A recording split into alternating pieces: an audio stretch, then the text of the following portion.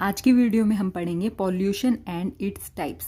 देखो पॉल्यूशन क्या होता है, ये पॉल्यूशन की डेफिनेशन है। इसको सिंप्लीफाई फॉर्म में समझने के लिए यहाँ पर लिखा गया है कि जब वाटर, एयर, सॉइल इन सब की physical, chemical and biological characteristics में चेंज आता है और ये चेंजेस किसी भी रीज़न से आ सकते हैं और इन चेंजेस की वजह से जब ह्यूमन लाइफ, कल्चरल असेट्स और लिविंग कंडीशन अफेक्ट होती है तो उसे बोलते हैं पॉल्यूशन।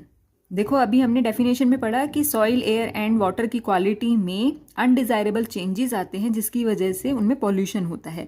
तो जिन चीज़ों की वजह से उनमें पॉल्यूशन होता है उसे बोलते हैं पॉल्यूटेंट। तो पॉल्यूटेंट कोई भी सब्सटेंस हो सकता है, कोई भी केमिकल हो सकता है या कोई भी ऐसा फैक्टर हो सकता है जो एनवायरनमेंट में रिलीज होता है और एयर, वाटर एंड सॉइल की क्वालिटी को अफेक्ट करता है। पॉल्यूटेंट के एग्जाम्पल हैं dust, smoke, SO2, NO2, heat, noise, chemical fertilizers etcetera. देखो पॉल्यूशन बहुत सारे टाइप्स का होता है जिसमें है air pollution, soil pollution, water pollution, noise pollution and radioactive pollution. First है एयर पॉल्यूशन। देखो जब कोई भी हार्मफुल फॉरेन पार्टिकल या फिर हार्मफुल गैसेस जब हमारे एटमॉस्फेयर में पैदा होती हैं जो कि man, vegetation, animals and buildings के लिए हार्मफुल होती हैं तो इसे बोलते हैं एयर पॉल्यूशन। नेक्स्ट हम पढ़ेंगे causes of air pollution. Causes of air pollution बोल लो या फिर पॉल्यूटेंट्स ऑफ एयर पॉल्यूशन बोलो या फिर सोर्सेज ऑफ एयर पॉल्यूशन, तीनों चीज़ें सेम है। इसमें फर्स्ट है इंडस्ट्रियल पॉल्यूटेंट्स। देखो इंडस्ट्रीज से बहुत सारी गैसेज रिलीज होती हैं like carbon monoxide, carbon dioxide, sulphur dioxide and hydrocarbons. ये सभी एयर पॉल्यूशन कॉज करती हैं। इसके अलावा बहुत सारी मेटलर्जिकल प्रोसेसेस होती हैं जिसकी वजह से डस्ट एंड फ्यूम्स रिलीज होती हैं। जो ये डस्ट एंड फ्यूम्स रिलीज होती हैं इनमें बहुत सारे हैवी मेटल्स होते हैं लाइक लेड, क्रोमियम एंड निकल। ये सभी एयर पॉल्यूशन कॉज करते हैं। सेकंड है बर्निंग ऑफ फ्यूल्स। देखो फ्यूल्स में आता है कोल। जब कोल का कंप्लीट कंबशन होता है तब कार्बन डाइऑक्साइड गैस प्रोड्यूस होती है जो कि एयर पॉल्यूशन करती है, ठीक है। लेकिन जब कोल का इनकम्प्लीट कंबशन होता है तब कार्बन मोनोऑक्साइड गैस प्रोड्यूस होती है और ये भी एयर पॉल्यूशन करती है। तो कहने का मतलब ये है कि जब फ्यूल्स जलते हैं तो उनसे गैसेस प्रोड्यूस होती हैं जो कि एयर पॉल्यूशन करते हैं। थर्ड है एग्रीकल्चरल एक्टिविटीज़। देखो एग्रीकल्चर लैंड प्रिपेयर करने के लिए बहुत सारे जंगलों को जलाया जाता है। जब ये जंगल जलते हैं तो इनसे कार्बन डाइऑक्साइड गैस प्रोड्यूस होती है जो कि एयर को पॉल्यूट करती है। इसी तरह से जब paste and weed control spray किया जाता है तो बहुत सारी फ्यूम्स जनरेट होती हैं और जो ये फ्यूम्स हैं इनके अंदर organic phosphates, arsenic and lead present होता है जो कि एयर को पॉल्यूट करते हैं। फोर्थ है ऑटोमोबाइल्स एंड एयरक्राफ्ट। देखो जब ये सब चलते हैं तो carbon monoxide, carbon dioxide, hydrocarbons and nitrogen oxide produce होती है जिससे एयर का पॉल्यूशन होता है। फिफ्थ है सस्पेंडेड पर्टिकुलेट मैटर जिसे SPM भी बोलते हैं और ये मेजर एयर पॉल्यूटेंट होता है। देखो बहुत सारी इंडस्ट्रीज हैं like coal industry, silica industry, cement industry, इन सभी से डस्ट प्रोड्यूस होती है और जो ये डस्ट है ये एयर को पॉल्यूट करती है। नेक्स्ट हम पढ़ेंगे effects of air pollution on animals, human beings and plants, जिसमें फर्स्ट है लेड की वजह से होता है anaemia, muscle paralysis, neurological disorders and hypertension. Second point is hydrocarbons I irritation cause करते हैं। कफिंग एंड स्नीजिंग के लिए भी हाइड्रोकार्बन्स रिस्पॉन्सिबल होते हैं। Third point is carbon monoxide decreases the blood oxygen level. देखो जो हीमोग्लोबिन है उसके साथ ऑक्सीजन अटैच होती है लेकिन जो कार्बन मोनोऑक्साइड गैस है वो हीमोग्लोबिन से ऑक्सीजन को हटा देती है और हीमोग्लोबिन से खुद जुड़ जाती है जिसकी वजह से ब्लड में से ऑक्सीजन का लेवल कम हो जाता है। फोर्थ पॉइंट है सल्फर डाइऑक्साइड की वजह से अस्थमा एंड ब्रोंकाइटिस के चांसेस इंक्रीज हो जाते हैं। फिफ्थ पॉइंट है क्लोरोफ्लोरोकार्बन्स की वजह से liver and central nervous system damage हो जाता है और जो विजन है वो ब्लर हो जाता है। सिक्स्थ पॉइंट है कि जब लीव्स की सरफेस पे डस्ट सेटल हो जाती है तो जो स्टोमेटल पोर है वो क्लोज हो जाते हैं। अब स्टोमेटा हेल्प करते हैं गैशियस एक्सचेंज में, तभी फोटोसिंथेसिस होता है प्लांट्स में। लेकिन जब डस्ट की वजह से स्टोमेटा के पोर ही क्लोज हो जाएंगे तो प्लांट्स में यानी कि जो प्लांट्स की लीफ हैं उनमें फोटोसिंथेसिस रिड्यूस हो जाएगा।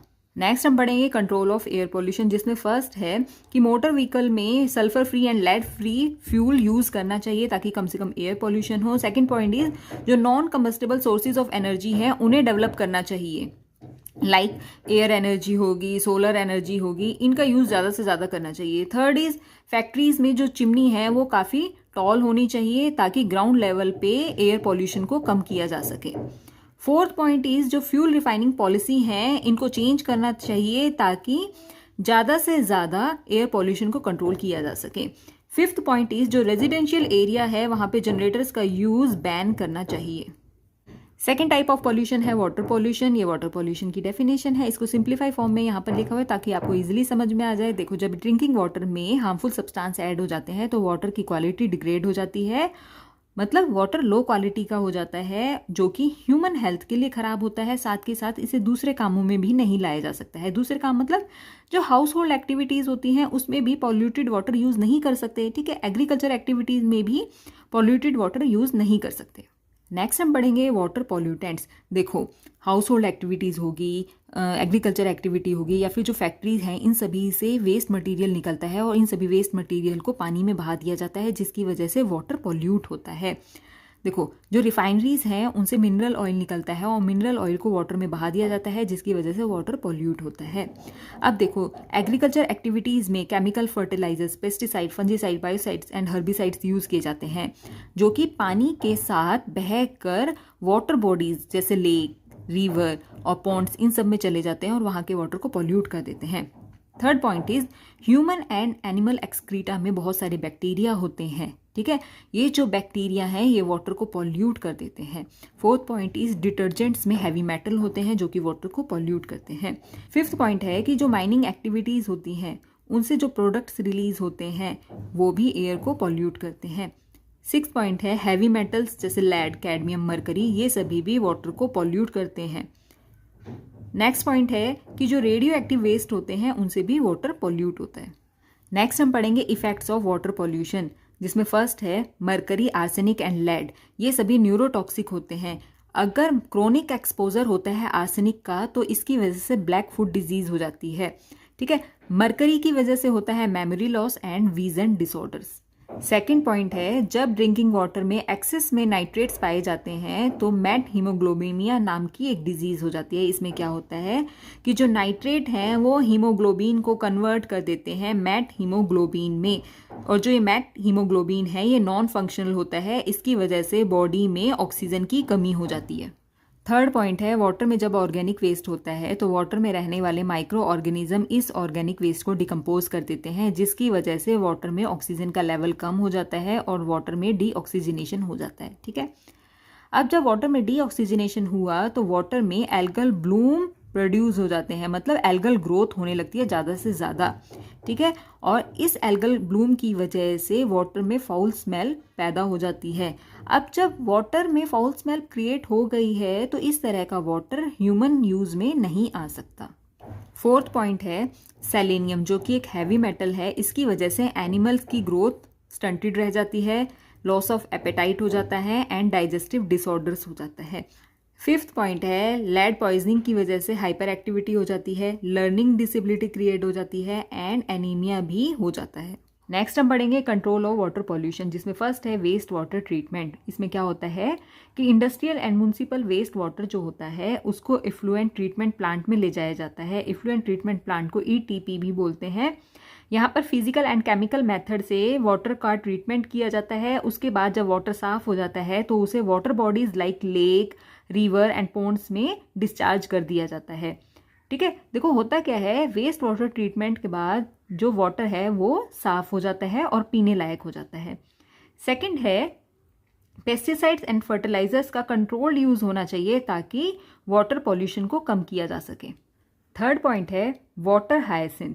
देखो, जो वाटर हायसिंथ है ये एक एक्वेटिक प्लांट होता है जो कि वाटर में से बायोलॉजिकल एंड केमिकल पॉल्यूटेंट्स को रिमूव कर देता है। ये मेनली क्या करता है, जो हैवी मेटल्स होते हैं वाटर के like cadmium, mercury, lead and nickel, इनको एब्जॉर्ब कर लेता है और रिमूव कर देता है वाटर में से, ठीक है। फोर्थ पॉइंट है रिवर्स ऑस्मोसिस। इस टेक्निक से ब्रैकिश वाटर को साफ किया जाता है और पीने लायक बनाया जाता है। ब्रैकिश वाटर क्या होता है, ऐसा वाटर जिसमें सॉल्ट का अमाउंट बहुत ज़्यादा होता है, इस तरह के वाटर को बोलते हैं ब्रैकिश वाटर। तो रिवर्स ऑस्मोसिस से ब्रैकिश वाटर को डीमिनरलाइज किया जाता है। अब डीमिनरलाइज कैसे होता है, एक सेमी परमिएबल मेम्ब्रेन होती है, स्ट्रॉन्ग प्रेशर से उस सेमी परमिएबल मेम्ब्रेन से ब्रैकिश वाटर को पास किया जाता है। उसके बाद ये ब्रैकिश वाटर साफ हो जाता है और पीने लायक हो जाता है। नेक्स्ट टाइप ऑफ पॉल्यूशन है सॉइल पॉल्यूशन। सॉइल पॉल्यूशन क्या होता है, देखो, जब फर्टाइल सॉइल में foreign elements like heavy metals, chemical, ये सब ऐड हो जाते हैं तो सॉइल फर्टिलिटी डिक्रीज हो जाती है। अब सॉइल फर्टिलिटी डिक्रीज हो गई है, इसका मतलब ये है कि सॉइल पॉल्यूटेड हो गई है। नेक्स्ट हम पढ़ेंगे सॉइल पॉल्यूटेंट्स, मतलब ऐसी कौन सी चीज़ें हैं जिनसे सॉइल पॉल्यूट होती है, जिसमें फर्स्ट है डोमेस्टिक वेस्ट। डोमेस्टिक वेस्ट में आता है किचन गार्बेज, ब्रोकन बॉटल्स, ऐश। जब ये सभी सॉइल में मिल जाते हैं तो सॉइल पॉल्यूट हो जाती है। Second point is industrial waste. देखो, फ्लाई ऐश, मेटल स्कार्प्स, मतलब जो मेटल के छोटे छोटे पार्टिकल्स होते हैं, और जो डाइज हैं, प्लास्टिक्स हैं, ये सभी जब सॉइल में मिल जाते हैं तो सॉइल को पॉल्यूट कर देते हैं। Third is acid rain. देखो, जो एसिड रेन है होती तो एयर पॉल्यूशन की वजह से है, लेकिन एसिड रेन इन लास्ट गिरती कहाँ है? सॉइल में। जब सॉइल में एसिड रेन गिरती है तो सॉइल का पीएच कम हो जाता है, और इस तरह की जो सॉइल होती है जिसमें एसिड रेन गिरती है तो ये सॉइल अनफर्टाइल हो जाती है।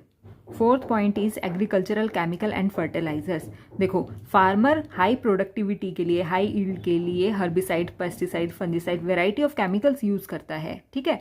लेकिन जब इन सभी चीज़ों का ज़्यादा से ज़्यादा यूज़ किया जाता है तो जो सॉइल है उसके अंदर बहुत सारे हैवी मेटल्स मिल जाते हैं, जिसकी वजह से सॉइल पॉल्यूट हो जाती है। नेक्स्ट है इफेक्ट्स ऑफ सॉइल पॉल्यूशन। देखो, सॉइल में नेचुरल बैक्टीरिया होते हैं जो सॉइल की फर्टिलिटी को इंक्रीज करते हैं। अगर फार्मर एक्सेस में केमिकल फर्टिलाइजर यूज करेगा तो जो ये केमिकल फर्टिलाइजर है सॉइल के नेचुरल बैक्टीरिया को मार देते हैं, ठीक है।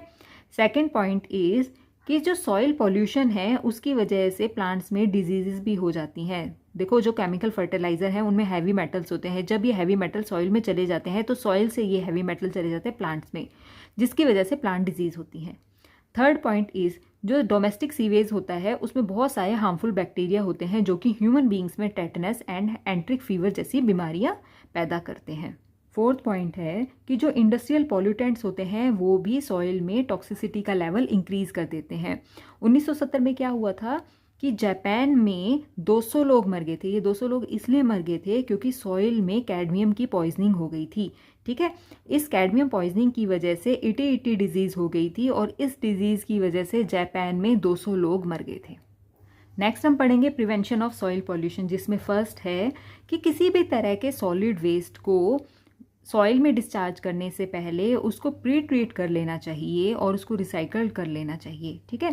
देखो, कोई सॉलिड वेस्ट है, अगर उसमें किसी तरह का केमिकल यूज़ हो रहा है तो उस केमिकल को पहले रिमूव कर देना चाहिए, उसके बाद ही उस सॉलिड वेस्ट को सॉइल में डिस्चार्ज करना चाहिए। सेकेंड पॉइंट है पब्लिक अवेयरनेस प्रोग्राम चलाना चाहिए। पब्लिक को बताना चाहिए कि अगर वो सॉइल में किसी भी तरह के केमिकल्स वगैरह ऐड करते हैं तो सॉइल किस तरह से पॉल्यूट हो सकती है और उसके फ्यूचर में क्या सर्कमस्टांसेस हो सकते हैं। थर्ड पॉइंट है इम्प्रूव्ड एग्रीकल्चर मेथड यूज़ करने चाहिए, क्योंकि क्या होता है जब ज़्यादा से ज़्यादा वाटर का यूज़ करते हैं हम फील्ड्स में तो जो फर्टिलाइजर्स हैं वो वाटर के साथ बहकर वाटर बॉडीज में चले जाते हैं। Water bodies like pond, river, lake, ठीक है, इनमें चले जाते हैं। अगर हम बेस्ट इरिगेशन मेथड का यूज़ करें, लाइक ड्रिप मेथड का यूज़ करें, तो जो फर्टिलाइजर्स हैं वो पानी के साथ बहकर वाटर बॉडीज में नहीं जाएंगे। फोर्थ पॉइंट है डोमेस्टिक सॉलिड वेस्ट को डिस्पोज करने के लिए एक एफिशिएंट सिस्टम डेवलप करना चाहिए ताकि जो डोमेस्टिक सॉलिड वेस्ट है वो सॉइल में ना जाए और सॉइल पॉल्यूट ना हो। Fourth type of pollution is noise pollution. Noise pollution क्या होता है? कोई भी ऐसी साउंड जो हमारे ईयर्स में अनप्लेजेंट इफेक्ट प्रोड्यूस करती है उसे बोलते हैं नॉइज पॉल्यूशन। मतलब कोई भी ऐसी साउंड जो हमें सुनने में अच्छी नहीं लगती, जो बहुत ज़्यादा होती है, ठीक है, उसे बोलते हैं नॉइज पॉल्यूशन। नेक्स्ट है सोर्सेज ऑफ नॉइज पॉल्यूशन। देखो, क्रैकर्स जब फूटते हैं तो बहुत सारी आवाज़ होती है, उससे भी नॉइज पॉल्यूशन होता है। लाउड स्पीकर से भी नॉइज पॉल्यूशन होता है। ट्रांसपोर्ट व्हीकल से जो आवाज़ निकलती है उससे भी नॉइज पॉल्यूशन होता है। डायनामाइटिंग ऑफ माउंटेन्स, मतलब जब माउंटेन्स को तोड़ा जाता है तो डायनामाइट का यूज़ करके तोड़ा जाता है तो बहुत ज़्यादा साउंड प्रोड्यूस होती है, उससे भी नॉइज पॉल्यूशन होता है। एयरक्राफ्ट से भी नॉइज पॉल्यूशन होता है। नेक्स्ट है effects of noise pollution.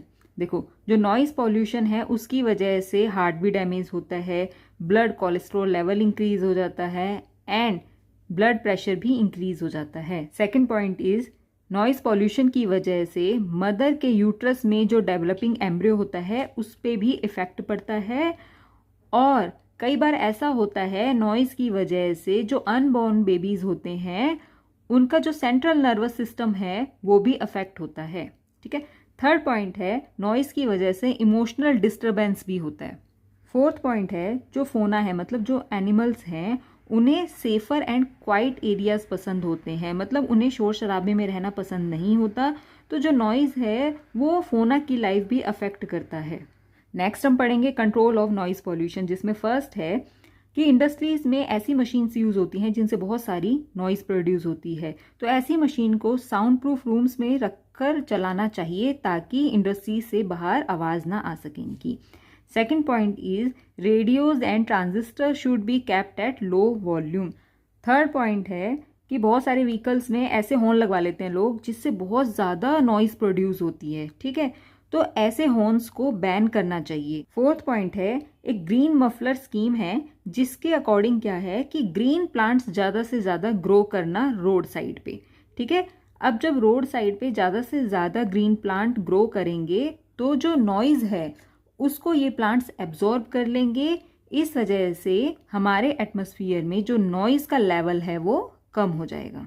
Fifth point है जो नॉइज़ प्रोड्यूसिंग इंडस्ट्रीज़ हैं, रेलवे स्टेशंस हैं और भी बहुत सारी ऐसी चीज़ें हैं जो ज़्यादा नॉइज़ प्रोड्यूस करती हैं, उन्हें जो इनहिबिटेड एरियाज़ हैं उनसे दूर शिफ्ट कर देना चाहिए ताकि ह्यूमंस को, एनिमल्स को नॉइज़ से कोई प्रॉब्लम ना हो। तो आज की वीडियो में हमने पढ़ा पॉल्यूशन क्या होता है, पॉल्यूटेंट्स क्या होता है, पॉल्यूशन कितने टाइप्स का होता है।